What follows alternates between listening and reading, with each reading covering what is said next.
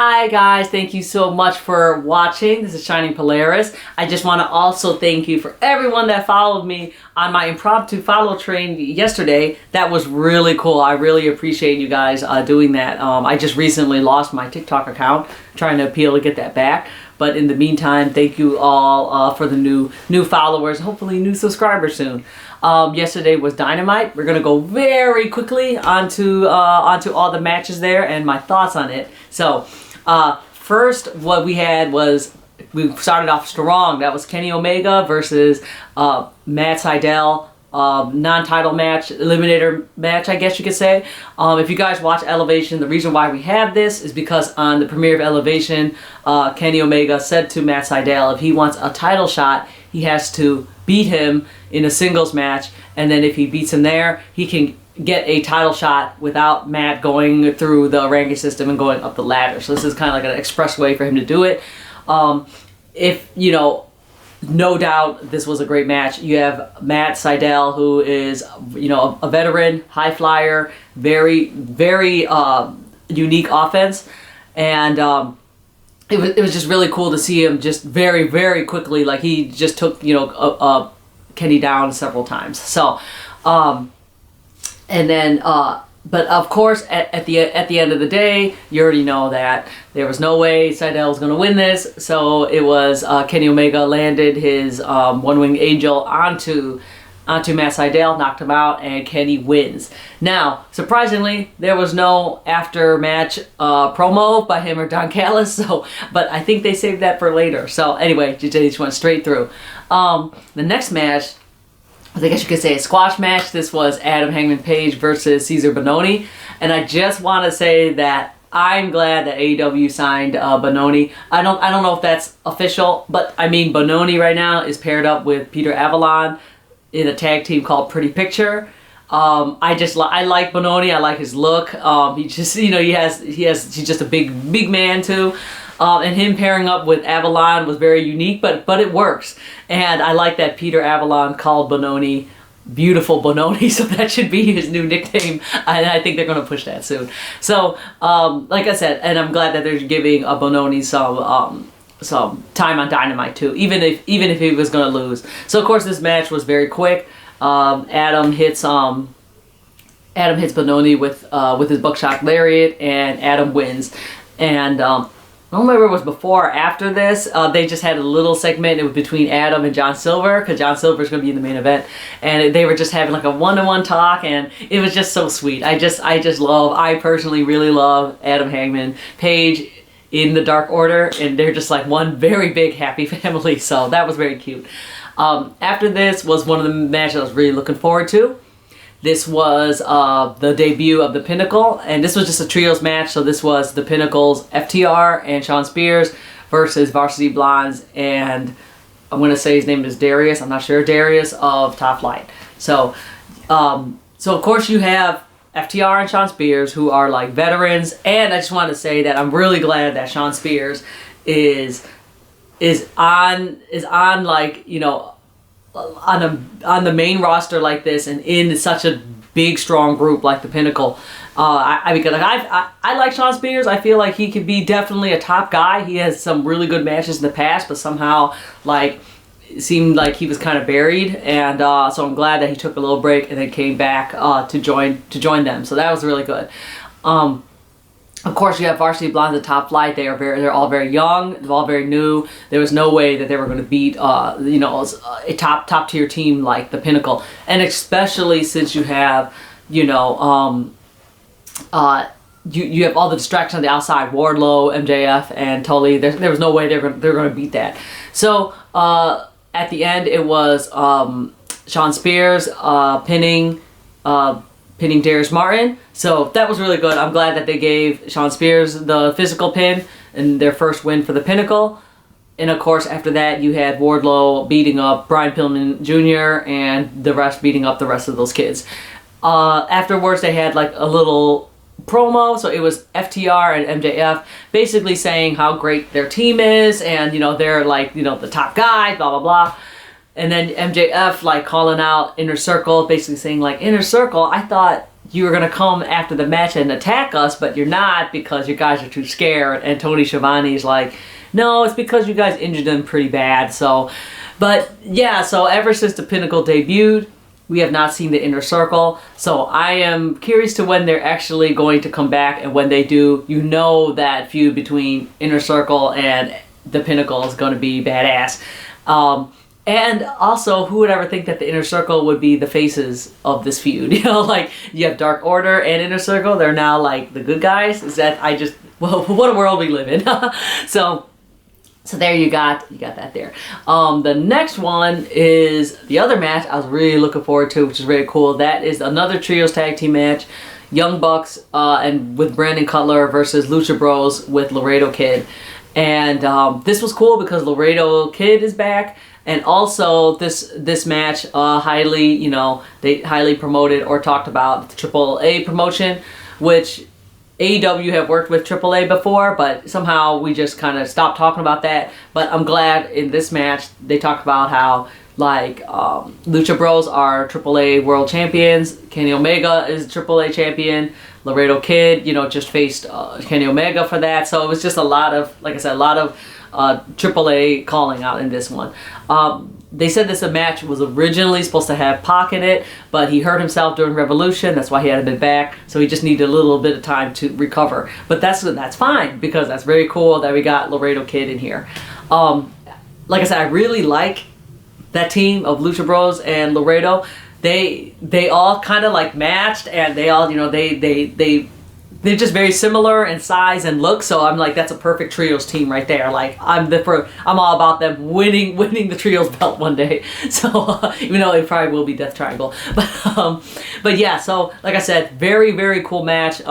Especially if you're into that high flying style, because everybody in this match can go, and they're all with that high flying offense. So they were fighting on the outside. They're flying off the top rope. So you just got that like the whole time in this match.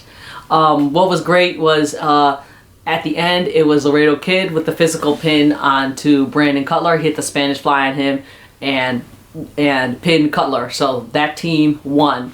Of course, very important for the aftermath of this match. Because just when Laredo Kid was about to get up to, raise his hand and be like, yeah, I won, Kenny Omega clocks him with the microphone. And there you go. Now we have our next segment. You had Kenny Omega was just on the microphone, just going crazy. Like, he's just like, like just saying nonsense. You had Young Bucks on the side. They're just like, what's going on? So basically, Kenny Omega is saying, Young Bucks, they're family people. They're all about family. But that Kenny Omega made a choice. He said that he had to leave his family, leave his fans, and he made the choice to do all that. He made the choice to not go to New York, but instead his choice was to be with the Young Bucks. So he chose the Young Bucks, and basically he was very sad that the Young Bucks did not choose him back. Instead, they chose their jobber friend, this nobody, Brandon Cutler, instead. And so he was, and then Kenny Omega was like, he put up the 2 Sweet, and he's like, we'll give you one more chance to stand with me. He's like, you make the choice right now. He's like, stand with me or we're done. So the Young Bucks, they basically turned their backs on Kenny, but even Kenny was like, I know you guys see Don Callis as annoying, but he's right. Like, you guys change. So Young Bucks, they just didn't want to have anything to do with this crazy Kenny Omega. And what's funny is that right after this, Penta just squarely kicked Kenny in the face, and this is the same as the brawl last week or 2 weeks ago with John Moxley. The Elite, they can throw these big promos like after the match when their opponents are still sitting in the ring, but they did totally forget about them, and then that's how they get their ass beat at the end, because they're just talking and they're like, oh wait, I forgot, they're still in here. So anywho, Penta kicks Kenny, and then Penta kicks Kenny, and then Penta and Ray hit their finisher onto Kenny. I forgot what the name of that is, and knock Kenny out. So as Lucha Bros and Laredo Kid walking arm to arm off into the sunset. You have the Good Brothers come in to help Kenny up, and by this time Kenny like bit his tongue or whatever, so his mouth is bleeding. But as they drag him out, Kenny's doing a very weak thumbs up, and the crowd boos. It was just very, very funny visual. Now, just want to say on that, just from my thought, because next week they have a match, but when this all happening, Kenny's not really looking at the Good Brothers. Now, if you watched Impact, the Good Brothers were trying to hang out with Kenny, and as they knock on his door, he didn't open the door. Now, that was because Kenny was not in his room, but the Good Brothers took that as, does he not like us anymore because we're not champions? So so that's what they're thinking right now. But they will have a match next week, which will be very cool. I can't wait to see it. Kenny Omega, Good Brothers versus Lucha Bros and Laredo Kid. So we're just going to see in that if Kenny is still cool with them, even though they're not champions. Though they will be champions soon, Rebellion. or like, is he just, whatever. But the Good Brothers are very loyal to Kenny, so we'll just see what happens there. As for the Young Bucks, now, before or after, whatever. But Jon Moxley and Eddie Kingston had a very fun segment. I mean, anytime they have a segment, it's a must watch, because those two, they really shooting on this faction here. So you had Eddie Kingston, he has his broken leg, and he's like crying about it. And it's funny because he's trying to get under the Bullet Club skin. Now, I will say what I do enjoy about those two. They also say Bullet Club a lot, which is great. I don't know why no one else says that. So because it's almost like they said it before. Why don't they say it now? But anyhow, they were like, Eddie Kingston was like, this isn't about New Japan. This isn't about 6 years ago. This isn't about crappy T-shirts. This is about this. He's like, you guys broke my leg. You're gonna pay for this. And Jon Moxley was saying about like the Young Bucks. He was saying like he don't know them that well. He don't really like them. But now he guess he has to owe them now, because Young Bucks basically saved him from getting his head smashed in. So Jon Moxley was saying like, if he's like, I don't know what kind of drama you guys in, but if you want to be part of this war, you got to get your hands dirty. So with that being said, and with Young Bucks turning their backs on Kenny, the Young Bucks are going to join Jon Moxley and Eddie Kingston to take Kenny down? Or are they just going to keep being loners and do what they do? I'm not sure. It's very, very interesting to see. Because it seems to me that Young Bucks are always going to go back to Kenny no matter what. But, like I said, they seem to be very pissed right now. And you got a very motivated Moxley and Eddie Kingston. So, let's see if they join them in the future or not. Let's see. Next match here was the women's match, which is Nyla Rose versus Tay Conti. And I really was rooting for Tay to win, and she did. That is great, because even though Nyla is a very good wrestler, and I got no problems with Nyla, I feel like she's been pushed so much that it's time to move on to the next thing. Give other women a chance, and Tay Conti is she's so skilled, and she just going up the ranks as well. So this was very good that Tay got this win. Afterwards, you have Allin coming out to beat up Tay, and as she comes out, you see Matt Hardy with Butcher and the Blade with him. So I guess Matt Hardy's new faction is called HFO, which is Hardy's Front Office, which is a very funny name. I thought he was going to call himself the Empire, which I would have totally got that, but I guess that's gimmick infringement, because there's already an Empire faction. Anyhow, so basically Matt Hardy comes out, he's saying that during the Eliminator tournament, Allin was not in it. He didn't think that was fair, so now this is the time for everyone to pay back. So again, I love this because Ally's a good wrestler. I'm glad she's coming back so she can wrestle more. Also, it seems like they're setting up a feud between Allin and Tay, which is great, because now you have another women's feud instead of because Britt Baker and Thunder Rosa feud is done, so it's like, who's going to be next, right? So it's great they have these two women next, and also you got Matt Hardy hating the Dark Order, so it falls all in line in their storyline.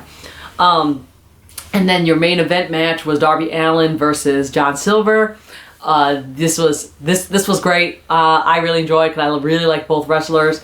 There was some criticism online because everyone sees John Silver as like a more of a comedy act, which he is.